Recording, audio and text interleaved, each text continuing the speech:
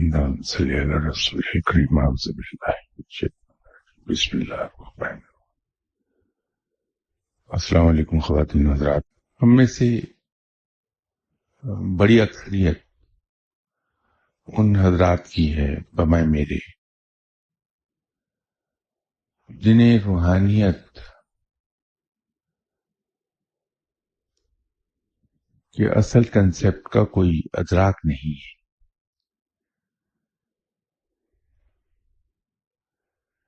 روحانیت کے اصل مقصد کا اندازہ نہیں ہے.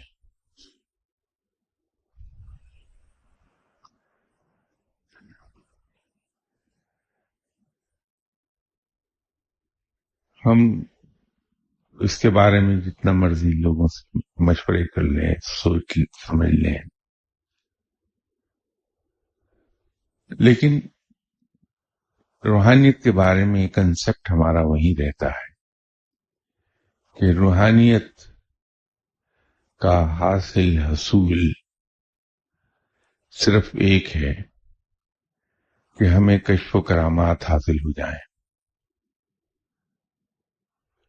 اور اگر ہم اپنے ذہن کو کھنگالیں اور گہرائی سے خود اپنا مطالعہ ہم کریں تو ایک عجیب سی بات سامنے آئے گی. اگر ہم دیانتداری سے اپنا تجزیہ کر سکیں کہ روحانیت کے پیچھے ہم دوڑتے کیوں ہیں، پتہ ہی چلے گا کہ ہمارے سب کانشیس میں کہیں ایک بات یہ موجود ہے جو بچپن سے ہم کتابوں میں پڑھتے رہے، بزرگوں سے سنتے رہے، کہ دنیا کا حصول ہمارے لیے آسان ہو جائے گا، ہمارے دنیاوی کام آسانی سے ہونے لگیں گے. یہ ہم سب کے لاشعور میں ایک بات بیٹھی ہے. مزہ یہ ہے کہ آج تک کبھی ہمارا ذہن اس طرف نہیں گیا کہ جس راہ پر چل کر ہم یہ سمجھتے ہیں کہ دنیا ہمارے لیے آسان ہو جائے گی، دنیا کا حصول ہمارے لیے آسان ہو جائے گا، ہم نقصانات سے بچے رہیں گے، مصیبتوں سے بچ جائیں گے، ہمارے کام اٹکیں گے نہیں. لیکن جن لوگوں کے پاس جا کے ہم بیٹھتے ہیں کہ ان سے ہم روحانیت کا سبق لے لیں، وہ بیچارے دنیاوی لحاظ سے بالکل تہی دامن ہوتے ہیں. تو اگر روحانیت ہمارے لیے دنیا کے حصول کا ذریعہ بن سکتی ہے تو یہ روحانی لوگ دنیاوی لحاظ سے اس طرح سے تہی دامن کیوں دکھائی دیں؟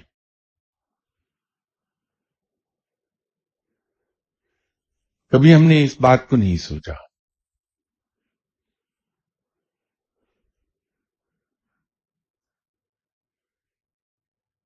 در حقیقت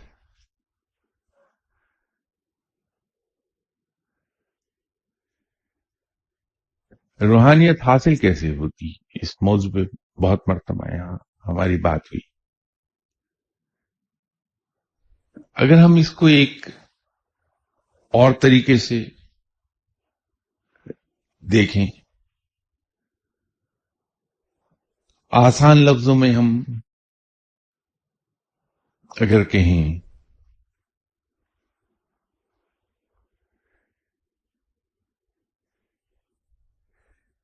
جو انسان اپنی انسٹنکٹس کو کنٹرول کر لیتا ہے، اپنی خواہشات کو دبا سکتا ہے، اپنے مختلف جذبوں پر حاوی ہو سکتا ہے، اور اپنے تمام رویوں کو وہ سنت کے مطابق ڈھال لیتا ہے یا سنت کے بہت قریب چلا جاتا ہے. کیونکہ شاید سنت کے مطابق ڈھالنا تو ہمارے لیے اتنا کوئی آسان نہ ہو، لیکن کم سے کم ہم سنت کے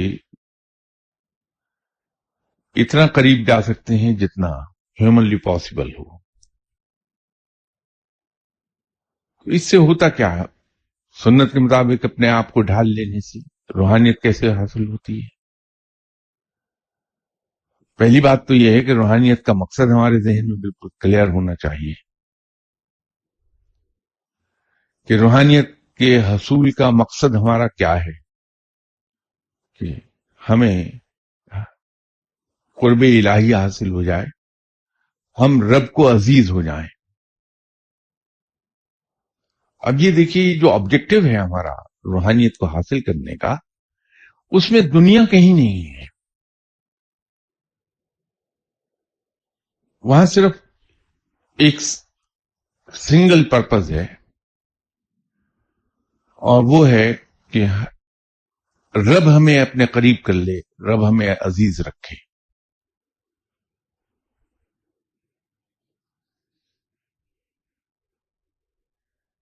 اب اس کا راستہ ہمارے پاس دیکھنا ہوگا کہ آسان ترین راستہ کیا ہے،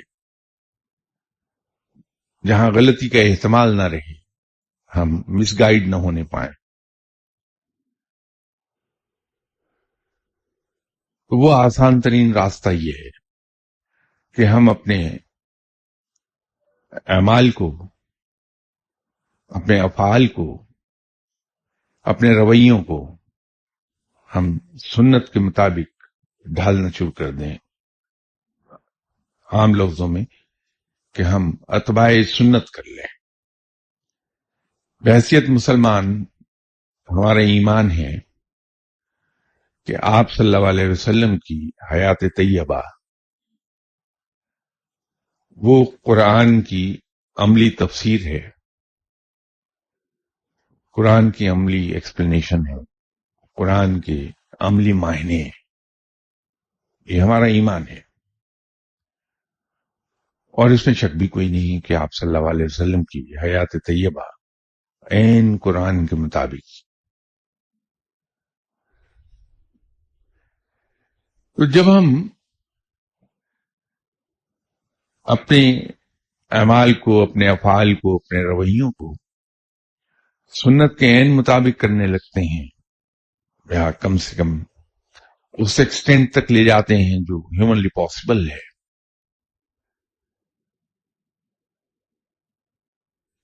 تو ہم آپ صلی اللہ علیہ وسلم کو عزیز ہونے لگتے ہیں بعثت امتی کے.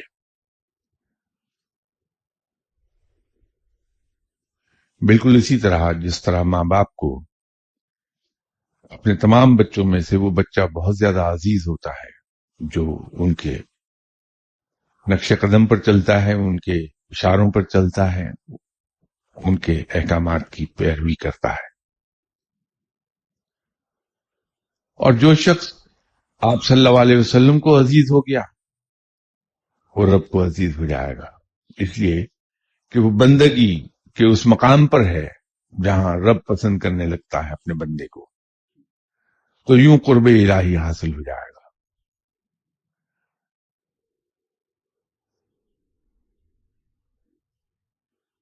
یہ شیطان ہمیں 100 طریقوں سے بہکائے گا، بڑے بڑے خوبصورت جسٹیفیکیشنز ہمارے سامنے لے آئے گا کہ ہمارے رویے اتباع سنت سے ہٹنے لگے.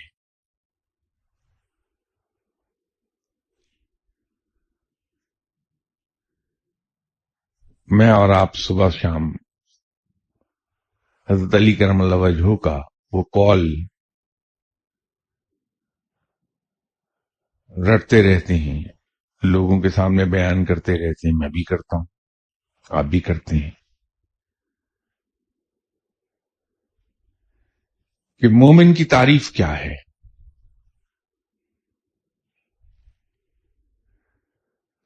جناب حضرت علی کرم اللہ وجہہ کی فرمان کے مطابق جو نشانی حضرت علی کرم اللہ وجہہ نے مومن کی بتائی وہ یہ ہے کہ مومن وہ ہے جسے نہ کوئی چیز پانے کی خوشی ہو نہ کوئی چیز کھو جانے کا غم.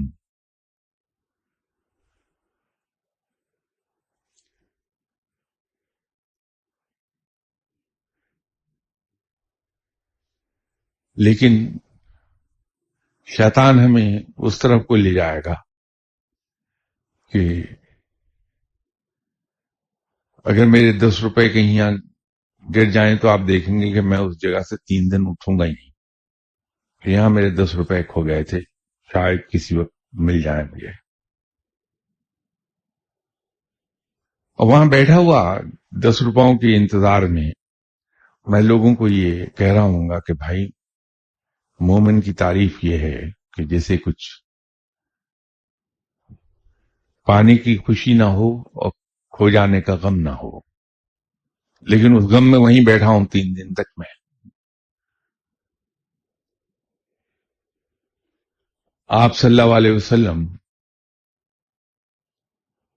بھی، وہ ایک صاحب آئے، انہوں نے کہا کہ ان کے گھر میں کچھ چوری ہو گئی. تو مجھ سے وہ ملے پڑوسی کی حیثیت سے کہ ہم جہاں آپ رہتے ہیں اس سے 5-6 گھر چھوڑ کر ہم رہتے ہیں، بسم اللہ آئیے سراخوں پر تشریف رکھیے. کہا جی میرے یہاں کچھ چوری ہو گئی. جتنے گھر میں ملازم ہیں ان کو پولیس سے ہر طریقے سے پٹوا لیا، لیکن پتہ نہیں چل رہا کہ ان نوکروں میں سے چوری کس نے کی ہے.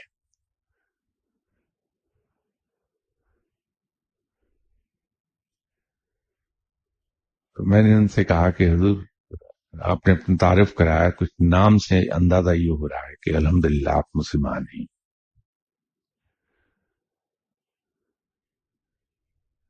مجھے یہ تو بتائیے کہ اسلام کے کس قانون اور قاعدے کی روح سے آپ نے صرف یہ دیکھنے کے لیے کہ ان میں سے چور کون ہے بے گناہوں کو بھی پٹوا دیا؟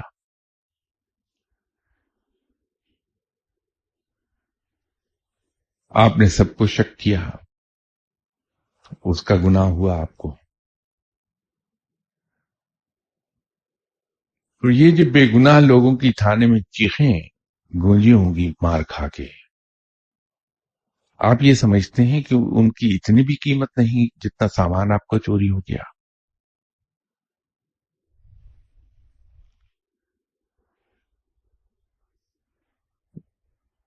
مسلمان کے لیے تو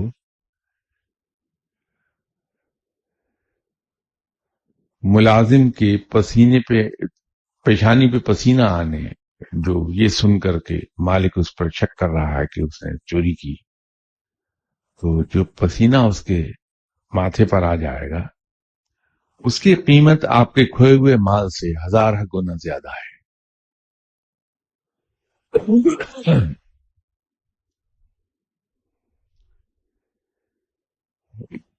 میں نے ان سے عرض کی کہ میں اور آپ دونوں ہی اس چیز کے دعوے دار ہیں کہ ہم آپ صلی اللہ علیہ وسلم کی امتی ہیں.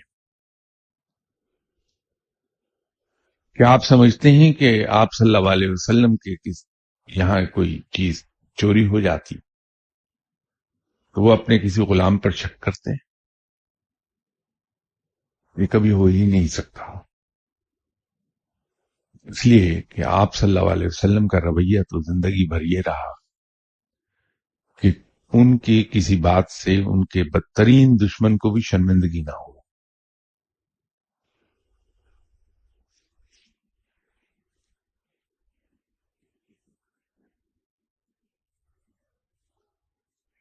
اس کے لیے ضروری یہ ہے، اس مقام پر آنے کے لیے، کہ ہم انسانیت کا احترام اس درجے کا کرنے لگے ہیں کہ ہماری کسی بات سے کسی کو دل میں بھی شرمندگی محسوس نہ ہو.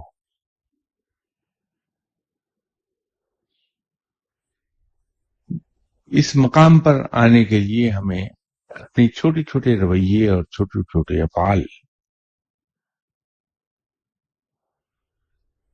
ان کو سنت کے مطابق ڈھالنا ہوگا. جو اکثر بیشتر یہاں میں عرض کرتا رہتا ہوں کہ ہم کسی بھی چیز پر اپنا ری ایکشن شو کرنے سے پہلے، کوئی بھی قدم اٹھانے سے پہلے، اگر ذرا سا ہم ذہن دوڑا لیں آپ صلی اللہ علیہ وسلم کی حیات طیبہ کی تمام ڈیٹیلز ہر مسلمان کے ذہن میں تازہ ہوتی ہیں. ہم یہ دیکھ لیں کہ ایسے موقع پر آپ صلی اللہ علیہ وسلم نے کیا عمل فرمایا، خاموشی سے اس پہ عمل کر لیا جائے، مسئلہ حل ہو گیا.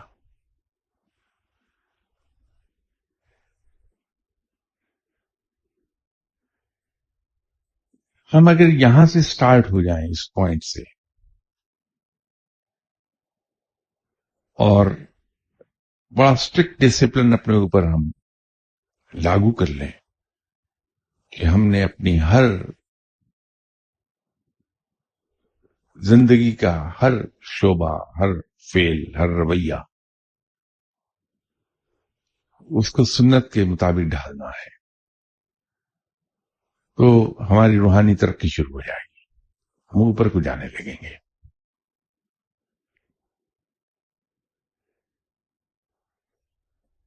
لیکن اس کے اندر خطرات ہوتے ہیں. یہ جو ہم روحانیت کے مدارج طے کرتے ہیں اس میں بہت سے خطرات چھپے ہوتے ہیں. یہ بالکل اس طرح سے کہ جو لوگ پہاڑی چوٹیاں سر کرتے ہیں، پیکس کو اسکیل کرتے ہیں، ہم نے دیکھا کہ وہ بڑے ٹپیکل شیپ کے اور سول کے شوز پہنتے ہیں جس میں سپائکس ہوتے ہیں. پھر وہ رسوں سے بھی مدد لیتے ہیں، ان کے پاس ایک ہیمر ہوتا ہے خاص، اس ہیمر سے مدد لیتے ہیں کہ وہ نیچے نہ گرنے پائیں واپس.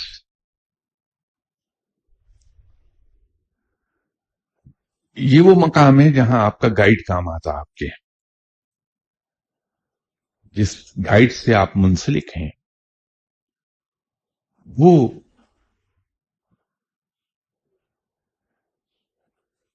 یہ اسکیلنگ گیئر کا کام کرتا ہے.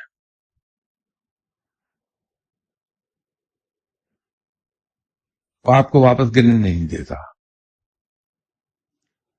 جہاں آپ غلط پاؤں رکھنے لگتے ہیں، جہاں آپ کے گائیڈ کو اندیشہ ہوتا ہے کہ سلپ کر جائے گا، وہ وہیں آپ کو وارن کرتا ہے، واچ یور اسٹیپ. تو انسان سنبھل جاتا ہے. لیکن یہاں ایک اور مصیبت آتی بہت، کہ انسان کے اندر کی انا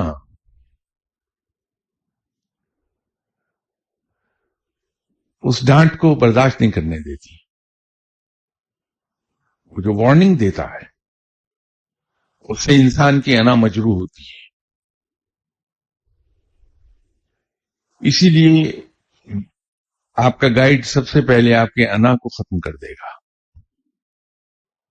اور انا کو کچلنے کا طریقہ اس کے پاس یہ ہے کہ بہت سی لوگوں کی موجودگی میں وہ آپ کے نقائص بیان کرے. حالانکہ سنت یہ کہتی ہے کہ دوسرے شخص کے نقائص اس کو تنہائی میں بتائے جائیں، لیکن وہ گائیڈ ایک اعلیٰ مقام پر فائز ہونے کے باوجود پبلکلی آپ کے نقائص پر آپ کو شرمندہ کرتا ہے. کبھی یہ بات سمجھ میں نہیں آتی تھی ہمارے، لیکن رفتہ رفتہ سمجھ میں آنے لگی کہ یہ مرشد حضرات، یہ جتنا کوئی دنیاوی طور پر اعلی عہدے پر فائز ہے، باعزت ہے، اتنا ہی اس کو پبلکلی رگڑتے کیوں ہیں؟ تو بہت بعد میں سمجھ آئی، صرف سمجھ آئی ہے انا کو ختم کرنے پہ آج بھی میں تیار نہیں. سر رویہ سمجھ آیا کہ یہ مرشد حضرات یہ کرتے کیوں ہیں.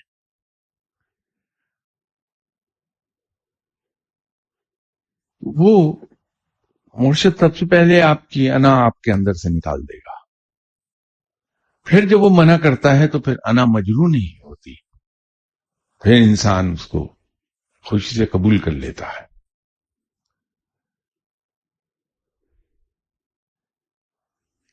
تو چوٹی سر کرنے والا آدمی جب چوٹی پر پہنچ جاتا ہے پھر اس کے نیچے گرنے کا کوئی امکان نہیں ہے، احتمال نہیں ہے. یہ بالکل اس کی ایک مثال مولانا روم نے بڑی اچھی دی.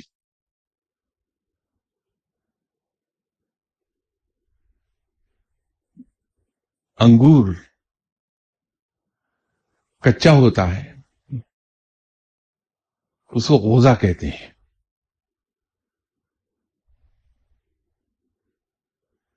لیکن وہ بیل پر لگا ہوا اپنے گچھے میں رفتہ رفتہ پک جاتا ہے جب، تو پھر وہ اپنی سابقہ حالت کو لوٹ نہیں سکتا. پکا ہوا انگور کبھی دوبارہ سے کچے انگور کی شکل نہیں اختیار کر سکتا. آپ کا جو گائیڈ ہے، آپ کا مرشد، آپ کو اس مقام تک گائیڈ کرتا ہوا لے جاتا ہے، وہاں جا کے کھڑا کر دیتا ہے جہاں آپ کے گرنے کا امکان نہیں رہتا کہ آپ سلپ ہو جائیں دوبارہ سے، وہ نہیں ہوتا. تو یہ روحانی مدارج جس طرح سے آدمی طے کرتا ہے، لیکن جب تک کہ اس مقام تک نہیں آتا آدمی کو گائیڈ کی ضرورت ہے، مرشد کی ضرورت ہے. اور مرشد کو ہم نے ایک کوئی مافوق الفطرت قسم کا مقام دے دیا، معلوم نہیں وہ بیچارہ کیا چیز ہے، وہ تو غریب ہماری طرح کا مجبور انسان ہے جو اللہ کے در پر بیٹھا ہے، اللہ کے حکم کے بغیر اپنی کمر پر بیٹھی ہوئی مکھی کو اڑانے پر وہ قادر نہیں ہے. ہم اس کو معلوم نہیں کیا بنا دیتے ہیں غریب کو. نتیجہ یہ ہے کہ جب وہ ہماری امیدوں کا اور ایکسپیکٹیشنز کا مینار دھڑام سے زمین پر گرتا ہے تو ہم کہتے ہیں کہ تو مرشد ہی غلط تھا.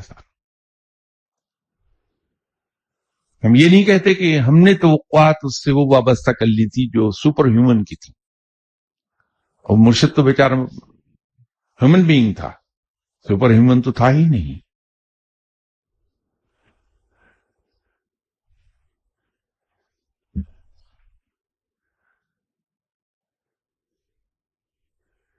یہ مدارج جو ہیں ہمیں روحانیت کے طے کرنا ہوتی ہیں، اس کے بغیر ہم نہیں جاتے، اس کے بغیر ہم پھسلتے چلے جاتے ہیں، واپس جہاں سے چلے تھے بعض اوقات اس سے بھی نیچے گرتے ہیں.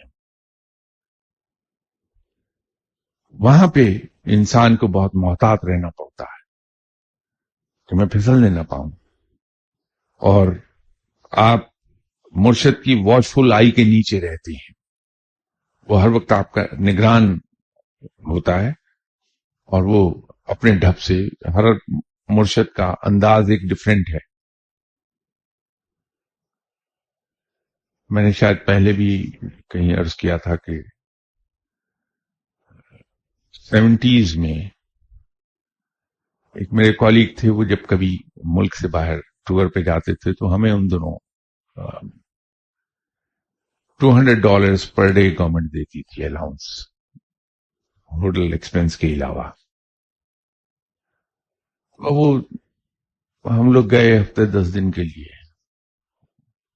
الاؤنس اس میں کھانا پینا بھی ہے ہمارا، بچوں کی شاپنگ بھی کر کے آتے ہیں. تو وہ غریب، اللہ اس کا بھلا کرے، اللہ اس کو اس کی جزا دے. بیچارے جب بھی جاتے تھے تو بھٹو صاحب جو سگار پیا کرتے تھے وہ کوبا کا تھا،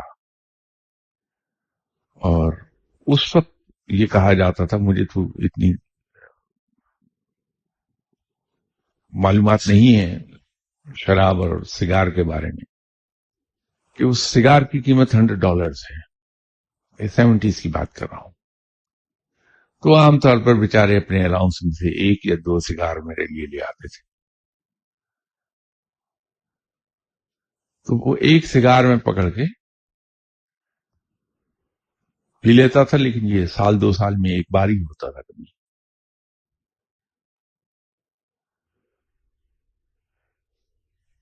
میرے ساتھ ایک صاحب ان بزرگ کی خدمت میں حاضر ہوئے جن کے پاس میں جا کے بیٹھتا تھا،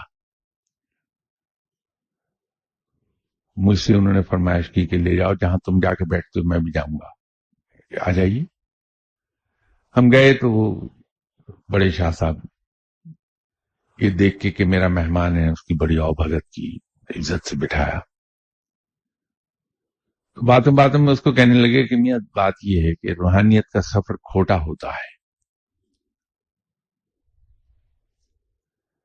اگر انسان سگریٹ پی رہا ہو تو اس کی جو اسمیل ہے، اس کا جو دھواں ہے، وہ انسان کی روحانیت کی راہ کو کھوٹا کرتا ہے، رکاوٹ آتی ہے پرواز میں۔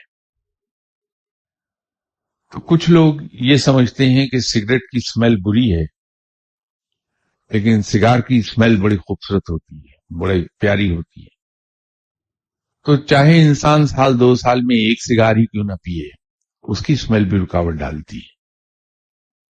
وہ کہا انہوں نے میرے ساتھی کو تھا جس کو میں لے کے گیا تھا، میں سمجھ گیا کہ وہ کہاں مجھے جا رہا ہے۔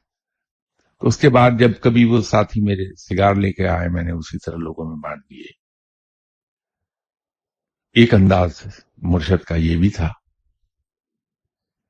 دوسرا انداز یہ تھا کہ کچھ روحانی معاملہ تھا۔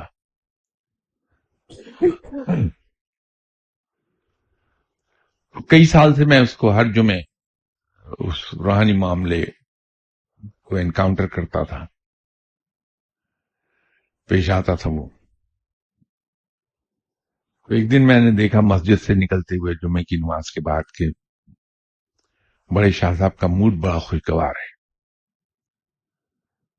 تو میں نے موقع سے فائدہ اٹھایا، میں نے کہا حضور ہر جمعے کو جب فرض نماز کے بعد میں تو مجھے یہ کچھ ہوتا ہے، اس کی ڈیٹیل میں نہیں جاؤں گا۔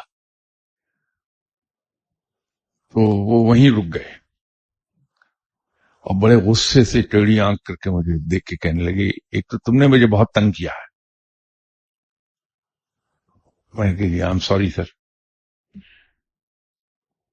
ٹھیک ہو گیا معاملہ۔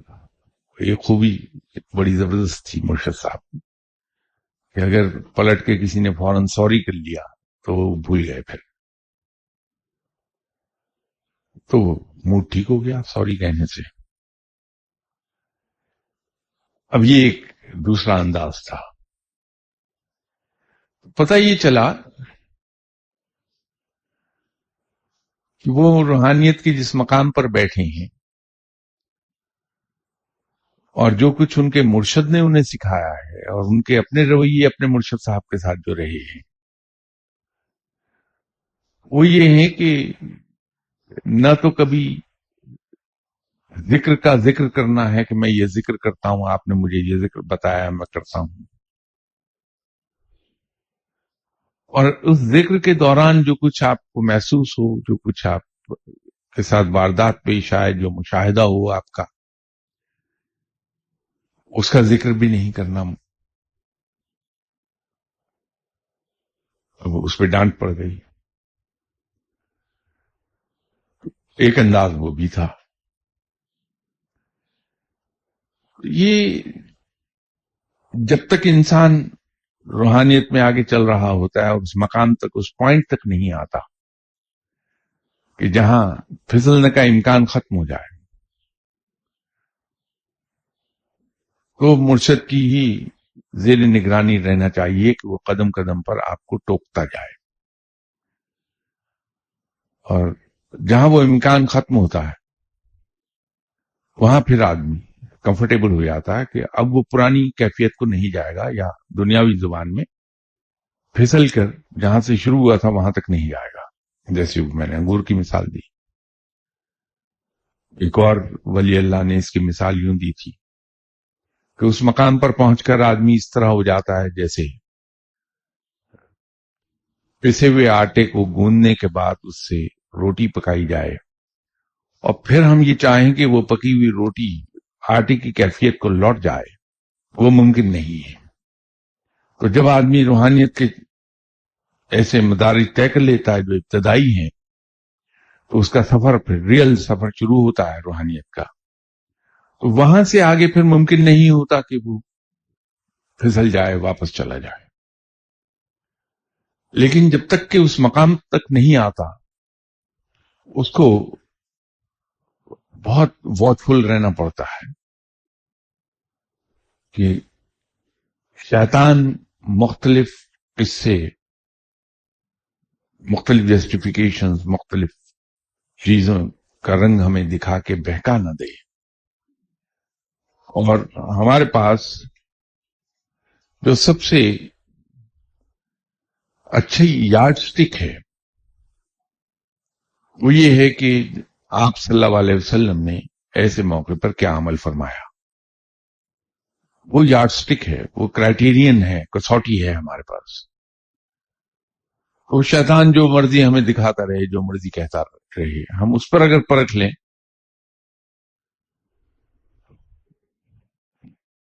روحانیت کا سفر جاری رہتا ہے.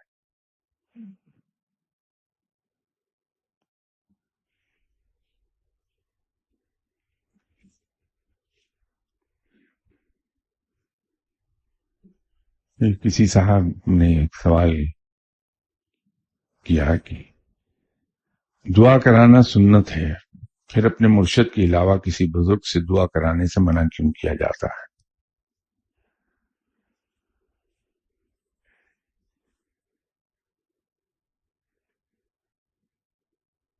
انسان جب بیمار ہو تو اس کا علاج کرانا سنت ہے. آپ صلی اللہ علیہ وسلم کا حکم ہے کہ جب بیمار ہوں تو اپنا علاج کرائیے. اب آپ نے، کسی بھی شخص نے ایک ڈاکٹر کو پکڑا، اس سے علاج کرانا شروع کیا،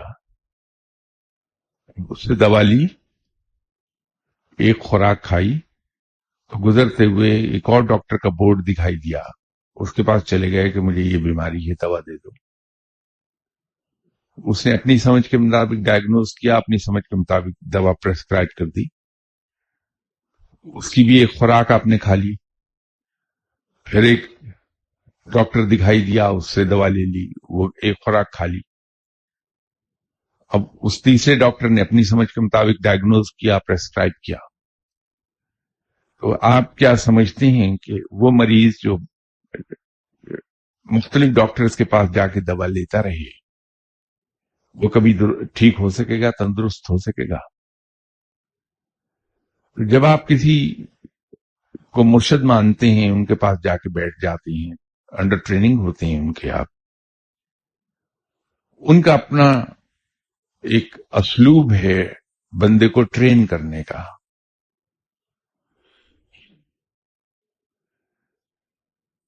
جیسے آپ بچہ اپنا کنڈر گارٹن میں ڈالتے ہیں،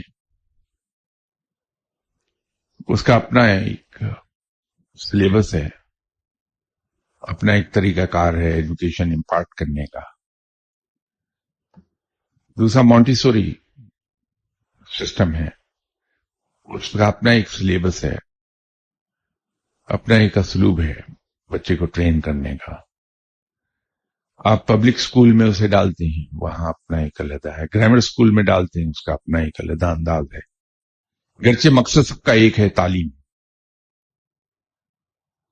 تو اگر وہ کنڈر گارٹن میں پڑھ رہا ہے اور ٹیوشن لے رہا ہے مونٹیسوری والے ٹیچر سے، تو سوائے کنفیوژن کے کیا ہوگا؟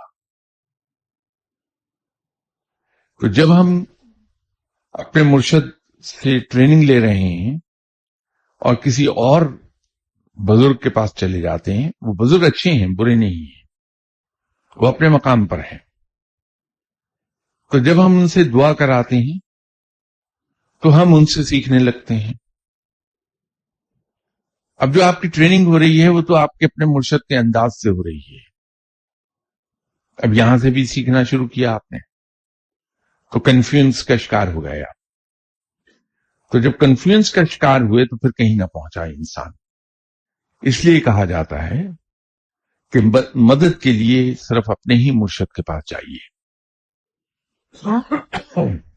دوسرے بزرگوں کے پاس جائیے، انہیں سلام کیجیے، ان کی خدمت کیجیے جو کچھ ہمت ہے، سکت ہے آپ میں، لیکن نہ تو ان سے کوئی پڑھنے کو مانگیے نہ ان سے دعا کے لیے کہیے، تاکہ آپ ادھر مائل نہ ہو سکیں.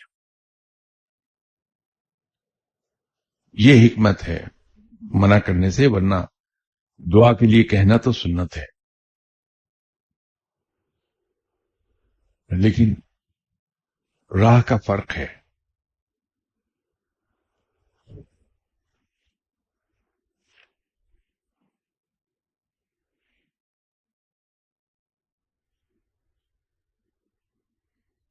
کسی صاحب نے پوچھا ہے کہ سورۃ الملک میں اللہ تعالیٰ فرماتا ہے کہ اس نے موت اور حیات کو تخلیق فرمایا. یہاں موت کے لفظ کو حیات سے پہلے لانے میں کیا حکمت ہے؟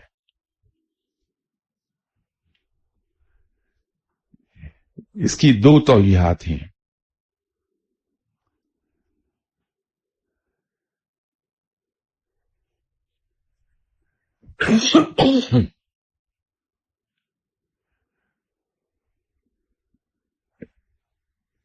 ہر چیز اللہ سے اس دنیا میں آتی ہے، اپنا وقت مقررہ یہاں گزار کر رب کی طرف واپس چلی جاتی ہے.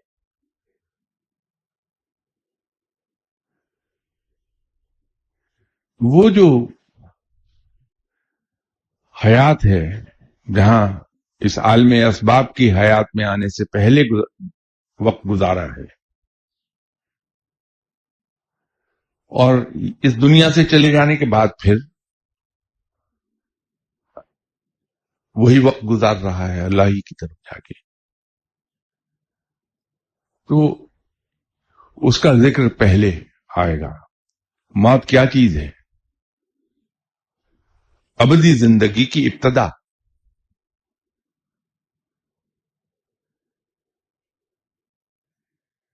تو یوں اس کا ذکر پہلے آئے گا اور حیات الدنیا کا ذکر بعد میں آئے گا. ایک تو اس کی توجیہ یہ ہے.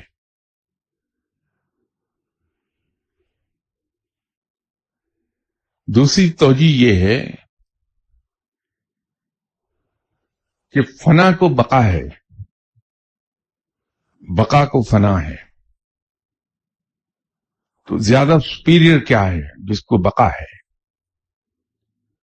تو حزب مراتب میں پہلے ذکر کس چیز کا آئے گا جو زیادہ سپیریئر ہے؟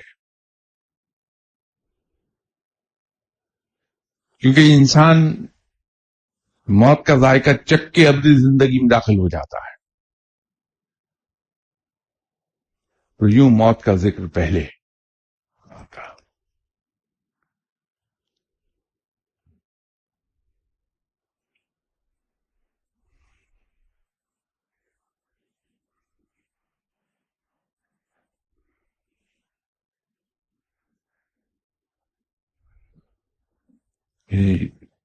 کسی صاحب نے پوچھا کہ درود شریف کتنی تعداد میں روزانہ پڑھا جائے کہ کثرت میں شمار ہو؟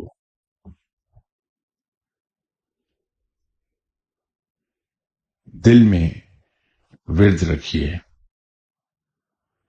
اپنا کام کرتے ہوئے بھی، لوگوں سے بات کرتے ہوئے بھی، تو وہ کثرت میں شمار ہو جائے گا.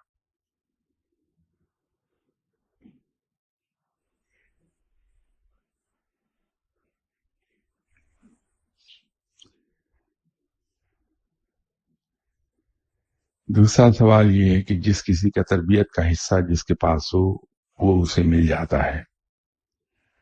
یہ کیسے پتہ چلے کہ استاد کون ہے؟ نیز اگر حصہ نہ ہو کیا اسے کسی طریقے سے جنریٹ کیا جا سکتا ہے؟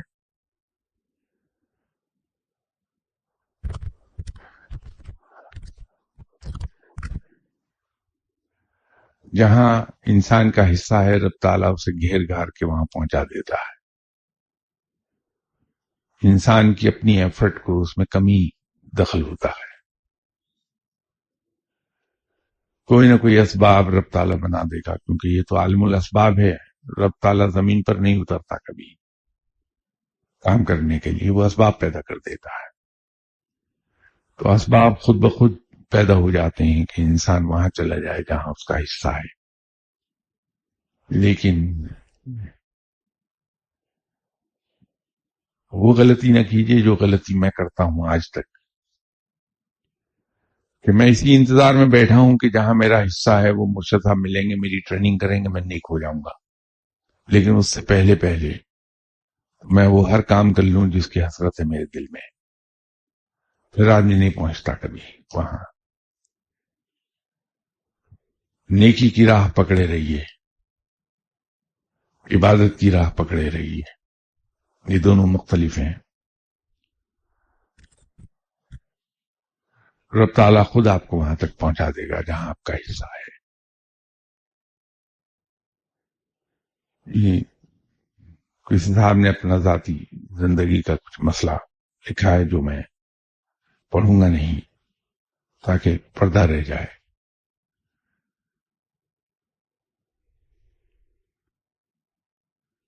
بحیثیت مسلمان کے میرا ایمان یہ ہے، اور ہر مسلمان کا ایمان یہی ہے، رب تعالیٰ سب سے بڑا غفور الرحیم ہے. اس سے بڑھ کر غفور الرحیم کوئی نہیں ہے. یہ بھی ہمارے ایمان کا حصہ ہے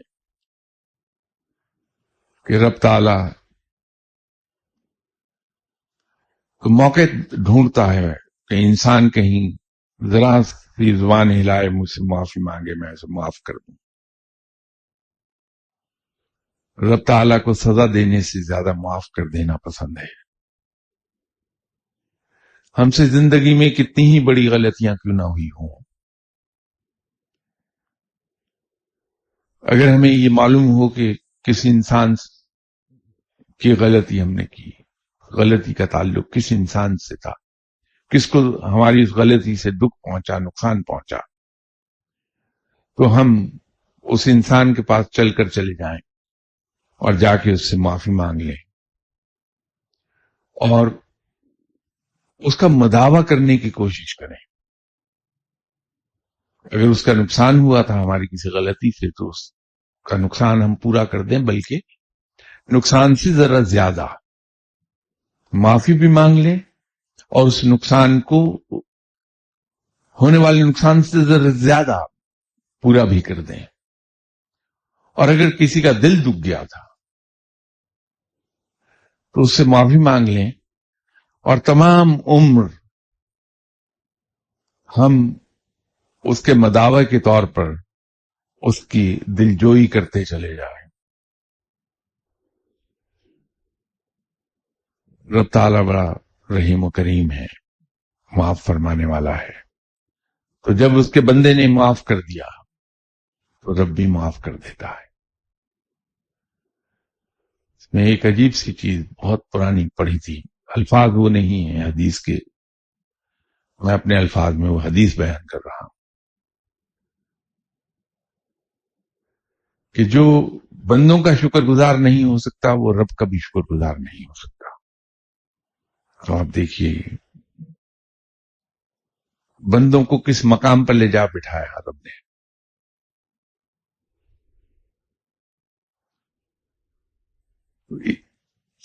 ہم اگر یہ چاہتے ہیں کہ رب ہم سے راضی رہے تو ہم اس کے بندوں کو راضی رکھیں.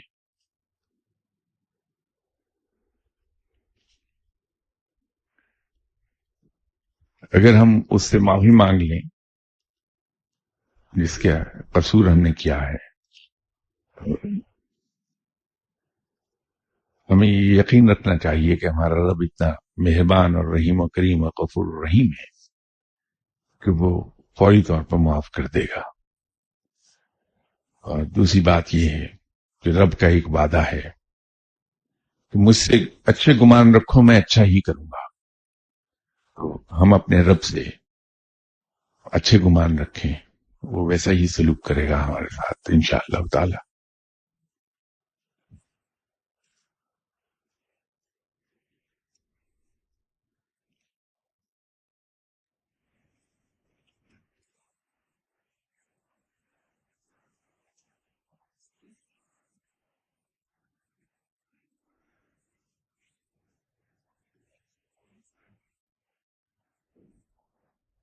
کسی صاحب نے پوچھا ہے کہ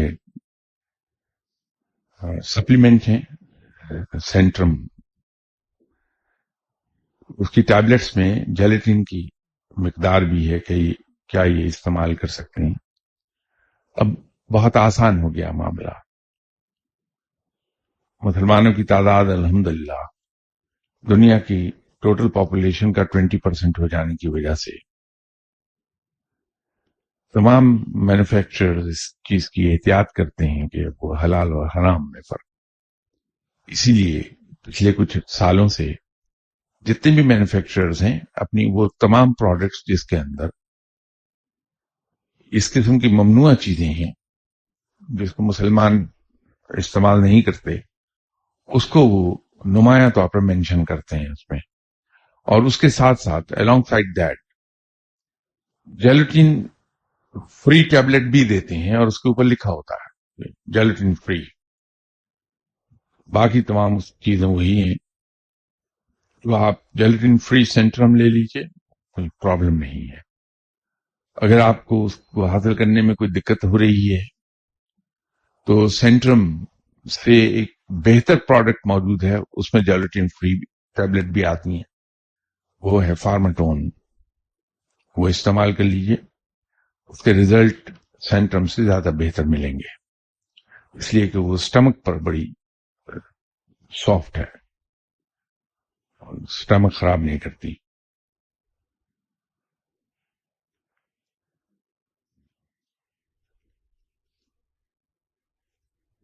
آپ سب کو میری طرف سے عید مبارک، اور انشاءاللہ تعالی نیکسٹ سنڈے بشرط زندگی آپ سے ملاقات ہوگی. السلام علیکم.